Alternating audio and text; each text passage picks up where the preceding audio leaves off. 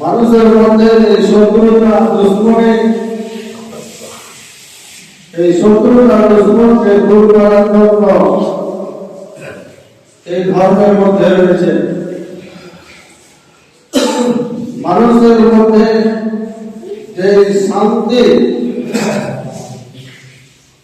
বিরাজ করবে, এই শান্তি বিরাজ করার মতো ক্ষমতা শক্তি এই ধর্মের মধ্যে রয়েছে।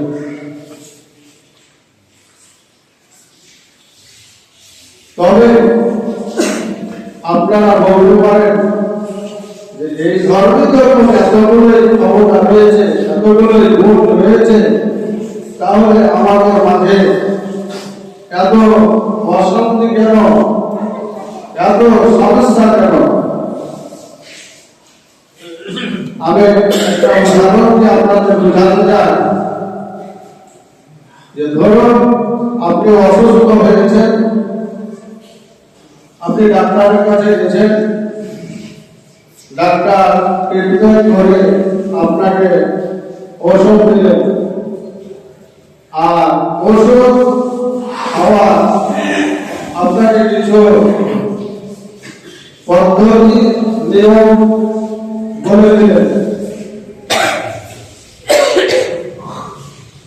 এখন আপনি ওই ডাক্তারের এই ফর্মুলা, ডাক্তারের এই পদ্ধতি নিয়ম আপনি মানলেন না, আপনার অসুখ ভালো হবে না আরো বৃদ্ধি পাবে? আপনার অসুখ আরো বৃদ্ধি পাবে। ঠিক তেমনই এই যতগুলো বললাম যে ইসলাম ধর্মের মধ্যে এই ক্ষমতা, এই গুণ রয়েছে, তবে এইগুলো দূর করার জন্য কতগুলো নিয়ম নীতি পদ্ধতি আল্লাহ রাসূল দিয়েছেন। সেই নিয়ম নীতি পদ্ধতি যদি আমরা ঠিক সঠিকভাবে পালন করি, সঠিকভাবে আমরা বাস্তবায়ন করি, তাহলে অবশ্যই আমাদের মধ্যে যে কলহ দ্বন্দ্ব, আমাদের মধ্যে যে শত্রুতা দুশ্মনী, আমাদের মধ্যে যে ইচ্ছা বিদ্বেষ, আমাদের মধ্যে যে অশান্তি, এগুলো কিছুই থাকতে পারে না। 100% মধ্যে 100% গ্যারেন্টি। তো নিয়ম পদ্ধতিগুলো কি? আল্লাহ পাকের নবী মুহাম্মদ সাল্লাল্লাহু আলাইহি ওয়াসাল্লাম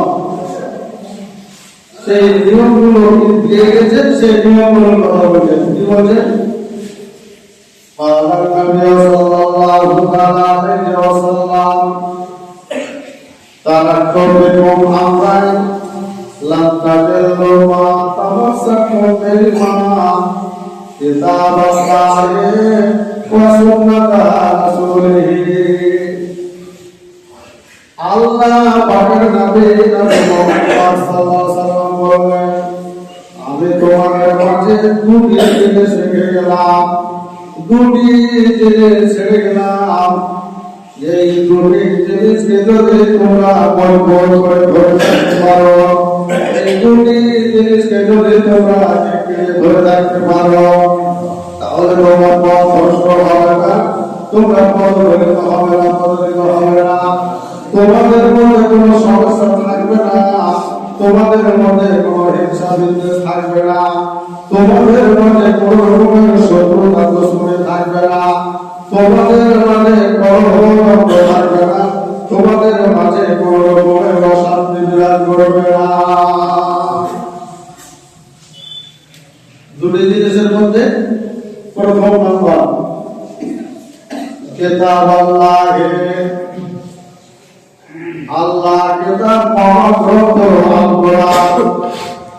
এই কোরআনের মধ্যে যা কিছু আদেশ নির্দেশ করা হয়েছে, যা কিছু নিয়ম পদ্ধতি দেওয়া হয়েছে, এই কোরআনের নিয়ম নীতি যদি চলা যায়, কোরআনের আদেশ নির্দেশ যদি চলা যায়, তাহলে আমাদের মধ্যে সমস্যা দূর হয়ে যাবে।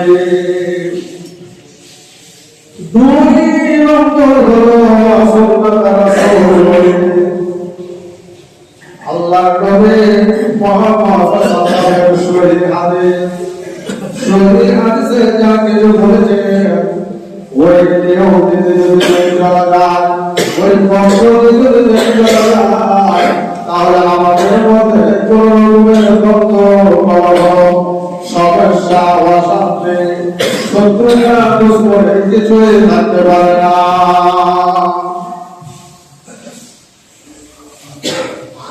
তাহলে এই দুটা জিনিস আমাদের পথ নির্দেশনা। এবার আসুন কি করলে আমরা জান্নাত পাবো, আমাদের ঈমান থাকবে আর আমাদের মধ্যে শান্তি বিস্তার লাভ করবে। এই বিষয়ে নবী মুহাম্মদ সাল্লাল্লাহু আলাইহি ওয়াসাল্লাম কি বলেছেন?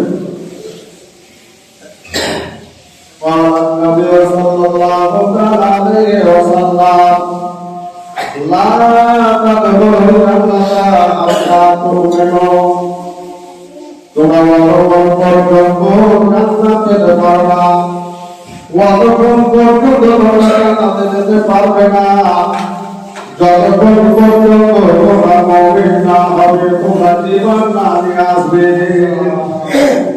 তাহলে জান্নাত লাভ করা, জান্নাত পাওয়ার শর্ত হলো মুমিন হওয়া। মুমিন না হলে জান্নাত লাভ হবে না, জান্নাত পাওয়া যাবে না। এবার 2 নম্বর,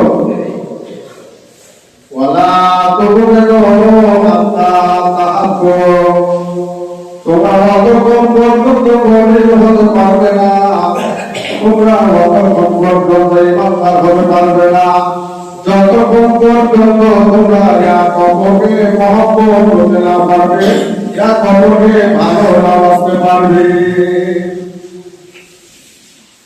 কত গুরুত্বপূর্ণ হাদিস আল্লাহ নবী আমাদের দিয়েছেন। শুধু দেশে, সমাজে, পরিবারে শুধু শান্তির জন্য আর সমস্যা না তৈরি করার জন্য কত সূক্ষ্ম সূক্ষ্ম কথা বলেছেন আল্লাহ নবী, যে অতক্ষণ পর্যন্ত জান্নাত যেতে পারবে না, জান্নাত লাভ হবে না, যতক্ষণ পর্যন্ত ঈমান না নিয়ে আসবে। আর ঈমান টিকার জন্য, ঈমান থাকার জন্য শর্ত করে দিলেন যে অতক্ষণ পর্যন্ত তোমাদের ঈমান টিকবে না, তোমরা মুমিন হতে পারবে না, যতক্ষণ পর্যন্ত তোমরা হাত্তা তাহাব্বু, এক অপরকে ভালোবাসতে না পারবে, এক অপরকে মহব্বত না করতে পারবে। তাহলে এই দুটা বাক্যতে আমরা কি বললাম যে এক অপরকে মহব্বত করতে হবে, ভালোবাসতে হবে। এবার যদি একজন আরেকজনকে ভালোবাসতে পারি, আমরা মহব্বত করতে পারি, তাহলে আমাদের মাঝে কি তার জন্য কোনো হিংসা বিদ্বেষ থাকতে পারে? তাতে আমাদের কি কোনো সমস্যা তৈরি হতে পারে? তাতে আমাদের কি কোনো শত্রুতা দুশ্মনী হতে পারে? কলহ ভঙ্গ হতে পারে? অশান্তি হতে পারে? পারে না। তারপরে নবী বলেন আওয়ালা আবুল্লাহুম আলা শাইইন, আমি কি তোমাদেরকে এমন একটা জিনিসের শিক্ষা দেব না, এমন একটা জিনিসের কথা বলবো না, যেই কাজটা যদি তোমরা করো, ওইটা ওই কাজটা যদি তোমরা করতে পারো, ওই কাজটা যদি তোমরা করো, তো তাহাব্বাতুম, এক অপরকে মহব্বত করতে পারবে, এক অপরকে ভালোবাসতে পারবে, এক অপরের সঙ্গে মহব্বত তৈরি হবে, ভালোবাসা তৈরি হয়ে যাবে। এমন একটা জিনিসের কথা, সেই জিনিসটা কি, সেই কাজটা কি বলছেন আফসোস সালাম বাইনাকুম, তোমরা যদি কবরকে সালাম বিস্তার করো, কবরকে সালাম দাও।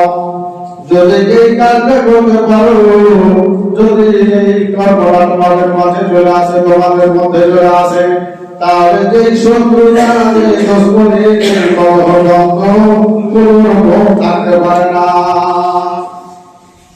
কত বড় একটা পদ্ধতি আল্লাহ রাসূল দিয়ে দিলেন এই সমস্ত সবকিছুকে দূর করার জন্য। এটা বলবেন এটা কত বড় মেডিসিন, এর চাইতে আর বড় মেডিসিন হয় না, এর চাইতে আর বড় কিছু নেই। এই দুশ্মনের শত্রুতা দূর করা, কলহ দ্বন্দ্ব দূর করা, অশান্তি দূর করা, সমস্যা দূর করা, এর চাইতে আর বড় মেডিসিন কি করে বলবেন? আপনার গর্বের বড় মনে যোদ্ধা একজন লোক বসে আছে, একজনের সাথে আপনার সাক্ষাৎ হয়েছে, যখন বলবেন আসসালামু আলাইকুম, এর যখন কথাবার্তা বলতে পারবে আর এই কথাটা যখন সে পেয়ে যাবে, তখন ওর সাথে যদি আপনার কোনো শত্রুতা থেকে থাকে, কোনো হিংসা বিদ্বেষ থেকে থাকে, কোনো রকমের যদি কোনো সমস্যা থেকে থাকে, সে বলবে, সে ভাবতে থাকবে সুবহানাল্লাহ, আমি তাকে খারাপ মনে করতাম, এই কথা আমি খুব বদমাশ মনে করতাম, আমার পরিবর্তন করতাম, আমার দুশ্মন মনে করতাম, কিন্তু সে তো আমাকে আপনার একটা ভালো দোয়া দিয়ে দিল, এত আমার জন্য ভালো জিনিস কামনা করলো, সে কি করে আমার দুশ্মন হতে পারে, আমি তা কি করে তার শত্রু হতে পারি? আসসালামু আলাইকুম, তোমার উপরে আল্লাহর শান্তি বর্ষণ হোক, দয়া বর্ষণ হোক, রহম বর্ষণ হোক, তুমি সুখে থাকো, শান্তিতে থাকো, নিরাপদে থাকো। এই লোকটার মুখ দিয়ে যদি ওই কথাটা বেরিয়ে যায়, তাহলে যে লোকটা ধারণা করছিল যে কি আমার শত্রুতা করছে, আমার দুশ্মনী করছে, এটা আমার মনে আসবে, ওর মনটা পরিবর্তন আসবে, পরিবর্তন হয়ে যাবে। ও তখন বলবে ও আলাইকুম আসসালাম, তোমার উপরও আল্লাহ শান্তি বর্ষণ করো, দয়া বর্ষণ করো, করুণা বর্ষণ করো, তুমিও সুখে থাকো, শান্তিতে থাকো, নিরাপদে থাকো। দ্বন্দ্ব থাকলো, শত্রুতা থাকলো, সমস্যা কিছু থাকলো, অশান্তি কিছু থাকলো। এতগুলো পদ্ধতি আমাদেরকে সুখে শান্তিতে জীবন যাপন করার জন্য আল্লাহ এবং আল্লাহর রাসূল দিয়েছেন।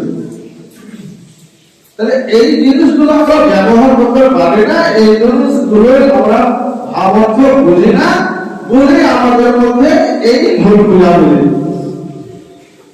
আপনি আসেন, আরেকটা হাদিসে আছেন, আল্লাহ পাকের নবী মুহাম্মদ সাল্লাল্লাহু আলাইহি ওয়াসাল্লাম বলেন, লা ইউমিনু আহাদুকুম হাত্তা ইউহিব্বা লিআখিহি মা ইউহিব্বু লিনাফসিহি। বুখারী শরীফের হাদিস, আগেরটা বললাম মুসলিম শরীফের হাদিস।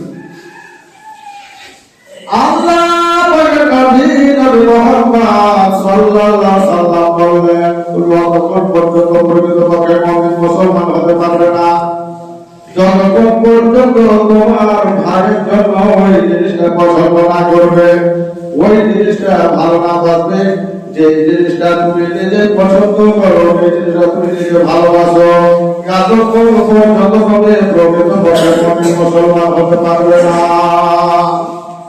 কত গুরুত্বপূর্ণ হাদিস! এই মানুষের সমস্যা দূর করার জন্য, সমস্যার সমাধান করার জন্য, শান্তি নিয়ে আসার জন্য আল্লাহ রাসূল নিয়ম পদ্ধতি দিয়ে দিলেন। আপনার বলেন, আপনাকে যদি কেউ কষ্ট দেয়, হাতের দ্বারাই হোক আর মুখের দ্বারাই হোক, যে কোনো কর্মের দ্বারাই হোক, কষ্ট দেয়, অসম্মানই করে, আপনার সামনে আপনি দুর্বল, আপনার পরিবার দুর্বল, অসহায়, আপনার আপনার সামনে আপনার বাবার অসম্মান করছে, আপনার মায়ের অসম্মান করছে, আপনার পরিবারকে কষ্ট দিচ্ছে, আপনি এতে খুশি না আনন্দ? আপনার আপনি কষ্ট পান না আনন্দ পান? কষ্ট হয়। আপনি যদি সম্ভব হন, আপনি যদি ক্ষমতাশীল হন, আর আপনার পাশে ভাই আছে, ওই ভাই যদি দুর্বল হয়, বাজে হয়, অসহায় হোক, ওকে যদি মুখের দ্বারায়, হাতের দ্বারায়, কোনো কর্মের দ্বারায় যদি তাকে কষ্ট দেন, তাকে দুঃখ দেন, তাকে বেদনা দেন, যেমন আপনাকে কষ্ট হয়েছিল তাকেও সে কষ্ট হয়েছে, এই কষ্ট যদি করা হয় তাহলে মমিন হতে পারবে না, প্রকৃত পক্ষে মমিন মুসলমান হতে পারা যাবে না। তাহলে যদি আপনাকে যেটা কষ্ট হলো, আপনাকে যেটা ব্যথা আসলো, মুখে ব্যথা আসলো, মনে ব্যথা আসলো, এই যখন বলতে পারলেন আপনিও তাকে কষ্ট দিলেন না, দুঃখ দিলেন না, বেদনা দিলেন না, তখন আপনাদের মধ্যে আমার মধ্যে কোনো সমস্যা থাকলো না, কোনো সমস্যা থাকলো না। তাহলে এতগুলো মেডিসিন আল্লাহ আল্লাহ রাসূল দিয়েছেন, শুধু সম্পর্কটা যেন ঠিক থাকে, অশান্তি যেন না হয়, কোন সমস্যা যেন না আসে সমাজে, এবং শত্রুতা দুশ্মন যেন তৈরি না হয়, কলহ দ্বন্দ্ব যেন তৈরি না হয়, তার জন্য এই নিয়ম পদ্ধতিগুলো আল্লাহ রাসূল দিয়েছেন। আরেকটা হাদিস শুনলেন আল্লাহ রাসূলের কি নিয়ম পদ্ধতি দিয়েছেন। আল্লাহ পাকের নবী সাল্লাল্লাহু আলাইহি বললেন, মান সালাহা মুসলিমুনা বিল লিসানি ওয়া ইয়াদিহি, তোমরা যতক্ষণ পর্যন্ত মুমিন মুসলমান হতে পারবে না, যতক্ষণ পর্যন্ত তোমার হাতের দ্বারায়, তোমার মুখের দ্বারায় অন্য তোমার ভাই নিরাপদ না হলো, অন্য তোমার ভাই হেফাজতে না থাকলো। তাহলে এই আল্লাহ রসুলের যে নিয়ম পদ্ধতি যদি আমরা মেনে চলি, তাহলে আমি আমার মুখের দ্বারায় অন্য ভাই কষ্ট পাবে, আর যখন কষ্ট পাবে না, হাতের দ্বারায় কষ্ট পাবে, যখন কষ্ট পাবে না, তখন আপনাদের আমাদের কোনো দ্বন্দ্ব থাকবে না, আপনাদের আমাদের কোনো সমস্যা হবে না, আপনার আমার সাথে কোনো শত্রুতা দুশ্মনী আর থাকবে না, অশান্তি বিরাজ করবে না, শান্তি আর শান্তি থাকবে। ভাই আমার, এগুলো যদি করেন, আল্লাহ রাসূলের যদি এই নিয়ম পদ্ধতি মেনে চলেন, তাহলে কি হবে? আপনি যদি ভালোবাসতে পারেন, একটা হাদিসের কথা বলি, কিয়ামতের দিন, যেই দিন আল্লাহর আরশের ছায়া ছাড়া কিছু কোনো কিছুর ছায়া থাকবে না, সেই দিন আল্লাহ কথা বলবেন, আইনাল মুতাহাব্বুনা ফি জিলালিল ইয়াউমিন, এ ভালোবাসাকারীরা, তোমরা যারা দুনিয়ার মাঝে একজন আরেকজনকে মহব্বত করেছিলে, ভালোবেসেছিলে, একজন আরেকজনকে কোনোদিন কষ্ট দাওনি, দুঃখ দাওনি, হাতের দ্বারা হোক, মুখের দ্বারা হোক, বাণীর দ্বারা হোক, যারা কাউকে কষ্ট দাওনি, যারা ভালোবাসতে শিখেছিলে, এক অপরকে মহব্বত করতে শিখেছিলে, আজকে তোমরা কোথায় আছো? আজকে তোমরা কোন জায়গায় আছো? আজকে তোমাকে বিপদে থাকতে হবে না, কষ্ট থাকতে হবে না। বাংলা সূর্যের যে মুখ আছে, বাংলা সূর্যের মুখের মধ্যে মনে রাখতে হবে না, তোমরা চলে এসো আমার আরশের ছায়া তলে, তোমরা জায়গা নাও, আরশের ছায়া তলে তোমরা জায়গা নাও।